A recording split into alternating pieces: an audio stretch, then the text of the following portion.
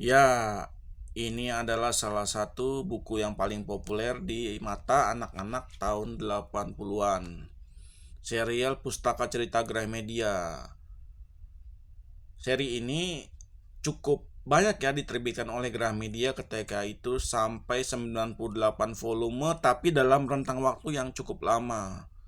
Nah, loh, 98 volume bukan angka yang sedikit. Nah. Dan seri ini sendiri sebenarnya terdiri dari terdiri dari berbagai macam cerita ya, bukan satu cerita aja, tapi terdiri dari berbagai macam cerita. Dan yang paling terkenal dari semua cerita itu adalah cerita Tini, seri Tini nih, yang paling terkenal dari semuanya.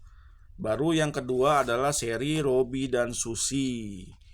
Dan yang ketiga adalah seri binatang. Kalau seri binatang ini nggak ada seri yang spesifik ya.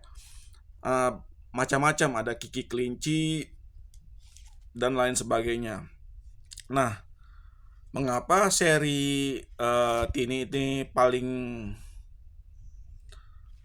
paling apa namanya paling terkenal? Ya tentu saja sudah saya sebutkan sebelumnya, karena gambarnya waduh yang bikin kita yang sangat memanjakan mata dan memiliki daya tarik tersendiri bagi anak-anak yang pernah membaca buku ini.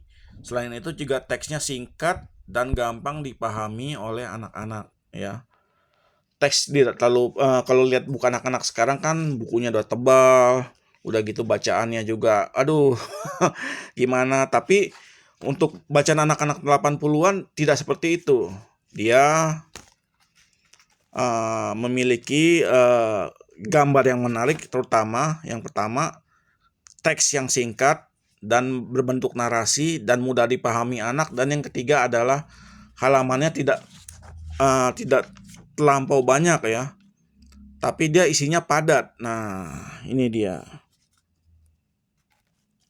Dan kalau kita lihat juga Robby Susi juga sama ya. Dia uh, Kalau Robby Susi itu dia lebih ke arah simbiosis mutualisme dengan alam. Jadi dia menceritakan bagaimana sinergi antara anak-anak dengan alam, bagaimana anak-anak bisa mencintai lingkungannya sendiri. Nah, disitulah keunggulan cerita Robby Susi.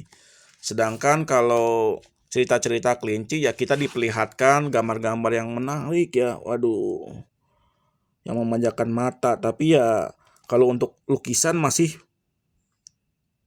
Robby Susi dan Tini.